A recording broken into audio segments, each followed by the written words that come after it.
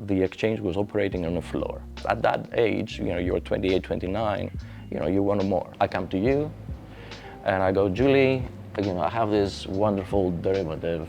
Work hard, make sure that your job is seen. Welcome to City Talks with Julie. It's my pleasure to introduce today a guest whose career is a real testament to the power of ambition, resilience, and innovation. Originally from Greece, he boldly moved to the United States, where he has since built a distinguished career in exchange-listed derivatives. I'm excited to hear his story, explore his experience, and learn from his wisdom. Please join me in Vasilis Vergotis. Hi, Vasilis. Hi, Julie. How are you? Very good, thank you. Can you please share a little bit about your life growing up in Greece? So where shall I start?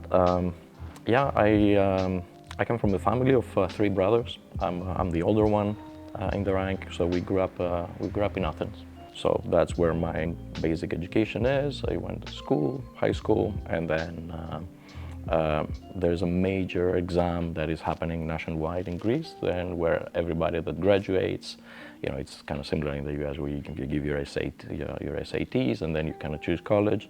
There, everybody goes through one standardized exam, and then at that point, I decided to study electrical engineering. So I got in, and I spent the next 5 years studying engineering, where I graduated from there.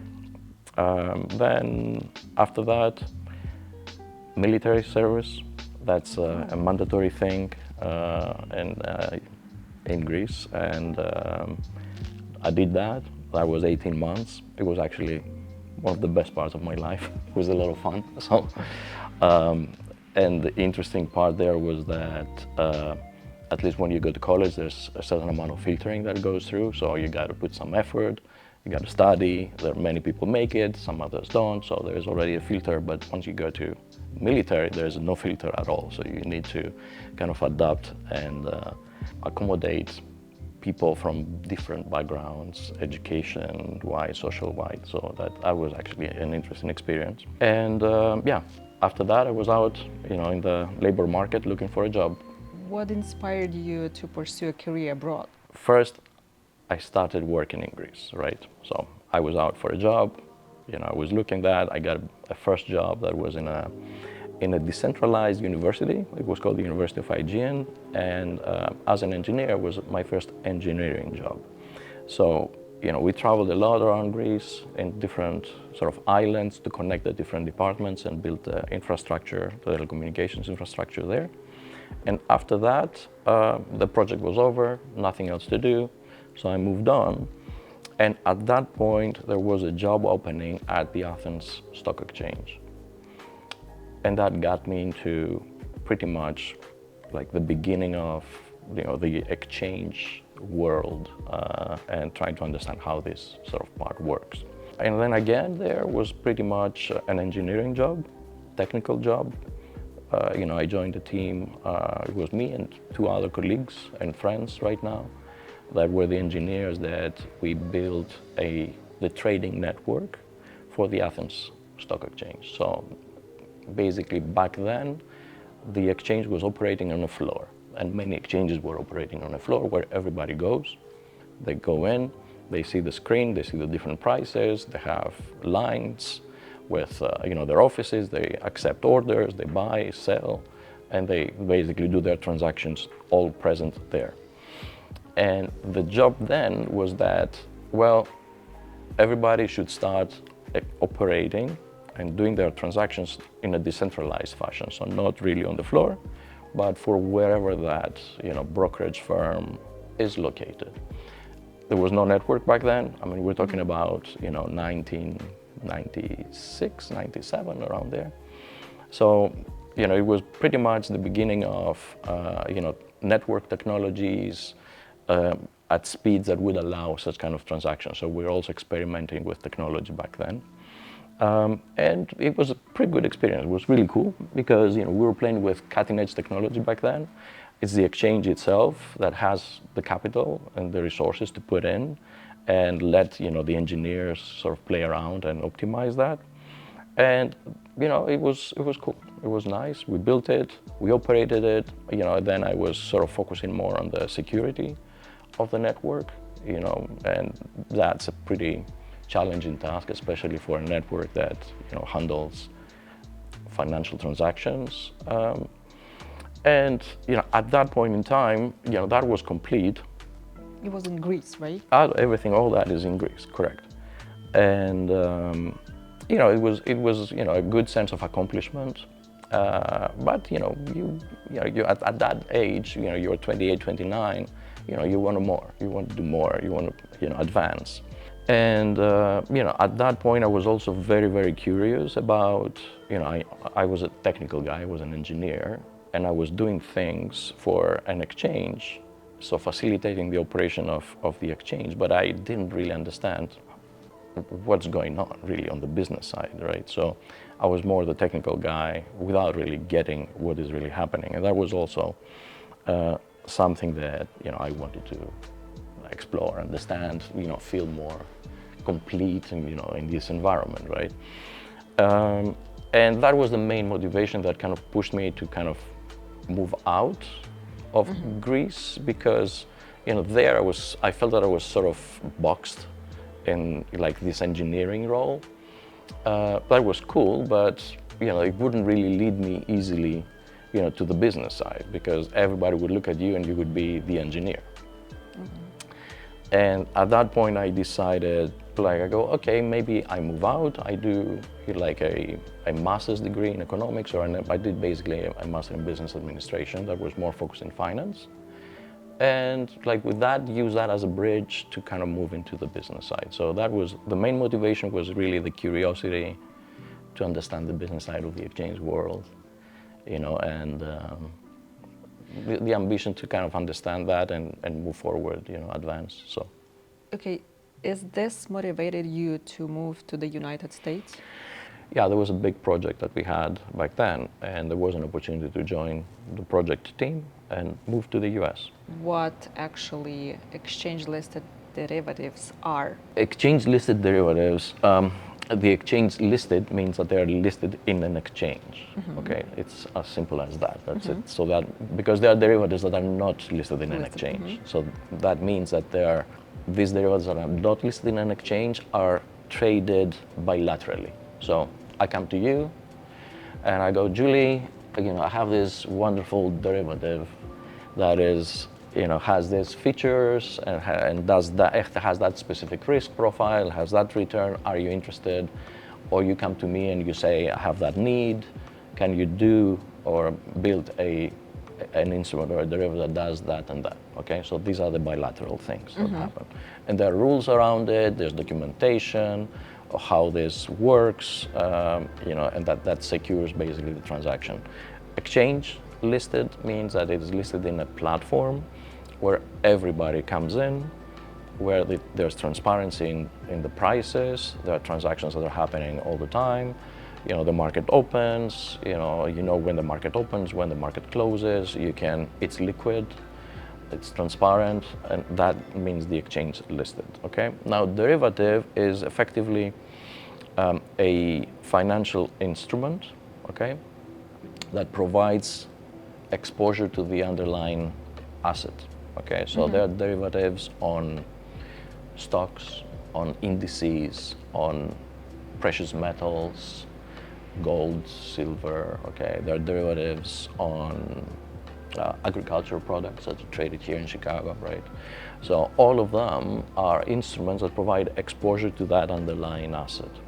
And they're used for many, many purposes. And I would say one major purpose is for hedging.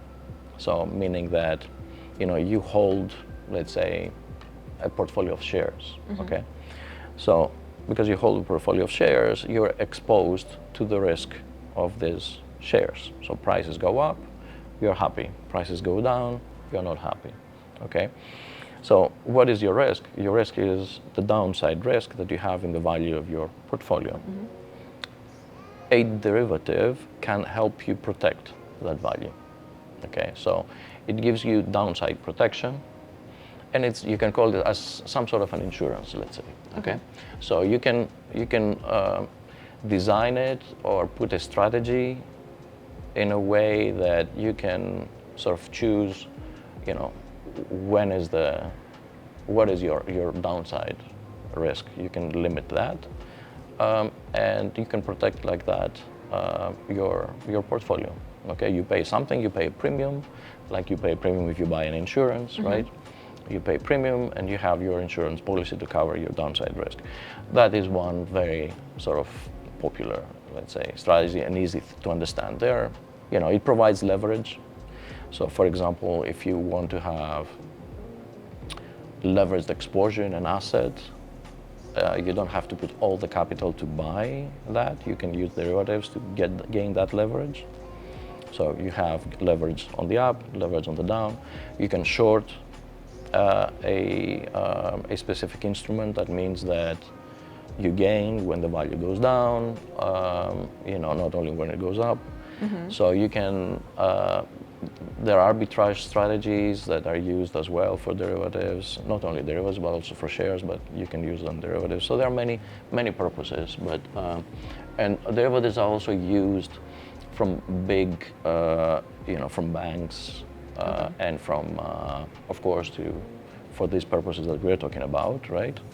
But they're also used as instruments to make sort of structured products that have a specific profile that is easy to understand for, you know, people out there, that then they can, you know, they can gain exposure like that. Do you need to have like specific skills or knowledge to work in this field? I guess you need to understand how this thing works, okay? But I learned these skills through my engineering degree. I would say that is a basis that helped me to put things together, like absorb information, learn, and use that tool set to build know-how and understand. Then, of course, it's a very specialized field. Yes. The most valuable thing were the skills that I gained as an engineer and how I process information, you know, how do you structure, you know, your head and around solving problems. Where is your home, Vasilis? Where do you feel like home? Yeah, difficult, huh? Well, I do feel home here. Okay. I do feel home in Greece. I do feel home in Europe. Yeah, right now. Yeah, I wasn't feeling like that back in, you know, in the days, but right now I do, because what makes you feel like home? Like your friends. You have friends, you have, you know, meaningful relationships, you know, that you know, that you cherish. You understand the culture, you have memories, right? You grow little roots. So throughout the time, you grow roots, you know, here, you grow roots, you have your roots in Greece, or I have roots in Greece or in Europe, and then therefore wherever I am there, I do feel like home. So, yeah. What kind of advice could you give to someone that try to build a career in derivatives? I think a good advice in general is, like, at least that's what I did and it worked, is work hard, make sure that your job is seen and it's transparent, that you can show results and, you know, that everybody can see and recognize. And be ambitious and curious, ask questions, learn. I would say network, you know, networking is important, build meaningful, also professional relationships, you know, be honest. How do you see the future of derivatives market? It is very, very different than, you know, when we were talking about before. Yes. It's way more global right now. It's very much, yeah, global, not just international. It is a global business. New technologies are coming in, so AI, blockchain, sort of the whole industry is sort of slower to adopt them, but they're being sort of considered and use cases are being found. So there's definitely an element there of how, you know, I'm also myself very curious to see how these technologies will be integrated into that specific field and what efficiencies or what what use cases will be found. It's something that it's interesting because this technology is there, but the use cases to deploy this tech is not obvious. Then you look at it, you discuss, you brainstorm, things come up, and then suddenly you have a use case that is actually makes sense to use, and then you speak with the market, and then you bring more people in, and then you have a pilot, and then you deploy it, and then this thing starts organically growing. So it will be interesting to see how these technologies will be used. So definitely something there. These days, a lot of companies, banks, asset managers, they're looking to deploy their money in the most efficient way. Definitely, and there's regulation around it that affects that. But being able to offer a service that enables these firms to be very efficient on how they deploy their capital, that's also, I think, an important thing that everybody's looking at. If you could give a piece of advice to younger yourself, what would it be? Pick your battles wisely. Yeah, that's it. Good. That's a good one. Just pick your battles. Yeah, you can't fight everything. Yeah, or Yeah. make sure you understand where it makes sense to have a fight, take a fight, and where not. What makes you happy? My daughters, my family, my brothers, my good friends. How often are you visiting them back in Greece? Quite often, actually. Yeah, I mean, right now, these days, I do live in Germany, and therefore from there it's easy. I mean, to go to Greece is a couple of hours flight. So, yeah, I do go there multiple times a year. At least 5-6 times a year to see my family there. Yeah. Thank you so much, Vasilis, for taking the time, sharing with us your story. It was fun. Your journey. Thank you. Guys, if you like this interview, don't forget to like it, comment, and subscribe for more inspiring stories. And remember, dreams don't have borders.